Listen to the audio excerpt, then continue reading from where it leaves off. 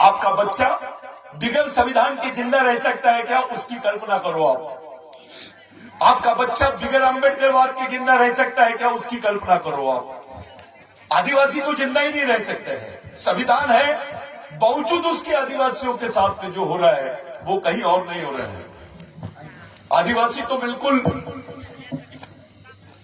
ICU में है, वो बस मरने की कतार में। दलित को लगता है कि आदिवासी मर रहा है, आदिवासी को वनवासी बोल रहे हैं, मेरा क्या जा रहा है। लेकिन उसको मालूम नहीं है जिस दिन आदिवासी वनवासी हो जाएगा, दलित ओबीसी स्वर्गवासी हो जाएगा। क्योंकि आपके पास में सर, आपके पास में एकमेव आदिवासी है जहां आप बोल सकते हो कि ये हम आदिवासियों के वंशज हैं। आपने बहुत अच्छा उदाहरण दिया साहब, आपने सम्राट अशोक का। मैं उदाहरण देता हूं आपको अलार कलाम का। ये जो रेस है, हम कौन से वंश के लोग हैं इस पर बात हो, हमारी संस्कृति क्या थी उस पर बात हो। बुद्ध धर्म को देखने के पहले बुद्ध संस्कृति को देखा जाए, हमारी सिंधु संस्कृति को देखा जाए। आज एक बड़ा विचित्र मसला हमारे सामने पैदा हो गया है खोबरागड़े सर, कि there is no indigenous people in India. ये गवर्नमेंट का रिप्रेजेंटेशन है यूनाइटेड नेशंस में, संयुक्त राष्ट्र संघ में। यानी आपको राष्ट्रीय संवैधानिक संरक्षण के साथ साथ अंतरराष्ट्रीय संवैधानिक संरक्षण भी नहीं मिलेगा। अब कोई बाबा साहब नहीं है अपने पास, ये हमारी आखिरी जनरेशन है। ये समझ लीजिए कि ये लड़ाई जो है हमारी आखिरी जनरेशन द्वारा, आखिरी जनरेशन को बचाने के लिए लड़ी जाने वाली आखिरी लड़ाई है। अगर ये हम हार गए, इसके बाद कोई कल्पना नहीं है किसी, कोई दलित इंटेलेक्चुअल, कोई अम्बेडकराइट इंटेलेक्चुअल, देश का कोई इंटेलेक्चुअल नहीं बताता है कि अगर संवैधानिक व्यवस्था इस देश में ध्वस्त हो जाएगी तो आप जिंदा कैसे रहोगे। अरे संविधान था तो बदन पे कपड़े आए हमारे, संविधान था तो हमारी मां बहनों को ब्लाउज पहनने की परमिशन मिली, नहीं तो ब्लाउज पहनने पर भी टैक्स लगता था आदिवासियों को, दलितों को। हमको मारा जाता था तो पुलिस में रिपोर्ट दर्ज नहीं होती थी, वो क्रिमिनल ट्रिब्यूनल बिल था। इतनी बुरी परिस्थितियों से कैसे हमको बाहर लाया गया, किस तरीके से बाबा साहब की जो नेतृत्व ने हमारे लोगों को बीच में हमारे को जिंदा रखा। हमारी 2 जनरेशन के फादर मान रहा हूं मैं, यानी हमारी 2 पीढ़ियों के पिता मां का नाम है अम्बेडकर और 2 पीढ़ियों की माता का नाम है कॉन्स्टिट्यूशन, संविधान। यानी भगवान से बड़ा रोल है हमारे लिए। साथियों, आप जैसे लोग, पूरा आदिवासी समाज दलितों की तरफ देखता है, अम्बेडकराइट लोगों की तरफ देखता है कि इनकी लाइन क्या जा रही है।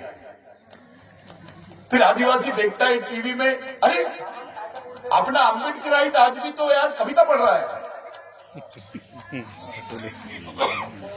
वो अपने आप को बुद्ध बोलता है लेकिन अम्बेडकराइट नहीं बोलता, बाबा साहब के विचारों का या बाबा साहब का वंशज नहीं बोलता है। इससे ज्यादा खेद क्या हो सकती है हमारे लिए।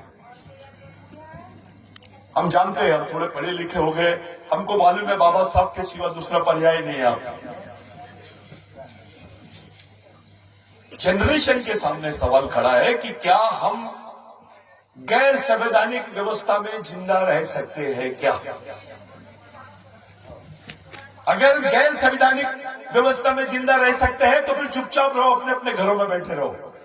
जो आपने आरक्षण लिया, जिसका फायदा उठा लिया, उपयोग किया, उपभोग किया, वो करते रहो और अच्छे से करो, प्रॉपर्टी बढ़ा लो। लेकिन गैर संवैधानिक व्यवस्था में जिंदा नहीं रह सकते हैं तो घर से बाहर निकलना पड़ेगा। बहुत इंपॉर्टेंट विषय लाए सर आपने, बहुत। मैं आपको इसके पहले भी आपका कॉन्स्टिट्यूशन पर जो अप्रोच देखा मैंने, मैं बहुत खुश था उससे, कि हम लोग चाहते हैं कि कोलैबोरेशन हो, समन्वय, सामाजिक समन्वय स्थापित हो दलित, आदिवासी, ओबीसीओ में, कोई रास्ता बनाए अपनी आने वाली जनरेशन के लिए। मैं पूरा देश घूमता हूं सर, लेकिन मेरे को कहीं पर भी ऐसा नहीं दिखा कि इस डायरेक्शन में कोई सोच रहा है। अपने बड़े बड़े कर्मचारी लोग सम्मेलन लेते हैं, एक दूसरे का सत्कार करते हैं, तू पैगंबर मैं खुदा, इससे ज्यादा मैं कुछ नहीं देखा। हमारा साहित्य की डायरेक्शन देखिए आप किस तरफ जा रही है। अरे इंटरनेशनल लेवल पे बोला जा रहा है Buddhism is a part of Hinduism. जो पाली भाषा है वो आर्यन भाषा है। नागपुर लिंग्विस्टिक डिपार्टमेंट में देखिए साहब, आप तो ऑर्कोलॉजिस्ट है, हम लोगों ने उसको डिफेंड किया वहां पर झारखंड में और बोला ये पाली भाषा, ये प्राकृत भाषा है, ये आदिवासियों की भाषा है। बुद्ध कोई और नहीं आदिवासी है, क्योंकि वो गण व्यवस्था का हिस्सा था, वो साक्य गण का था और गण व्यवस्था की हिस्सा जो है वो आदिवासी व्यवस्था की हिस्सा है। आप लोग हम लोग एक अच्छे माहौल में बैठे हैं, बहुत अच्छे अच्छे लोग हमारे बीच में है, मैं उनको सुनने के लिए आया हूं। अभी बोलने का मौसम नहीं है। हमारे जो बुजुर्ग है, हमारी जो लीडरशिप है, हमारी जो इंटेलेक्चुअल लीडरशिप है, वो क्या बोल रही है ये देखना है। मैं बिक्कू साहब का बहुत बहुत बहुत धन्यवाद देता हूं। आपका एक आदिवासी आदमी को आपने बुलाया, मैं बहुत खुश हो गया आपसे। इतना सम्मान हमको दिए काफी है, ज्यादा सम्मान होना नहीं आदिवासी, लेकिन ऐसा लगना चाहिए हमको कि कुछ हो रहा है, क्योंकि वहां आदिवासियों को कुछ नहीं, सिर्फ बंदूकों से ही मार रहे हैं।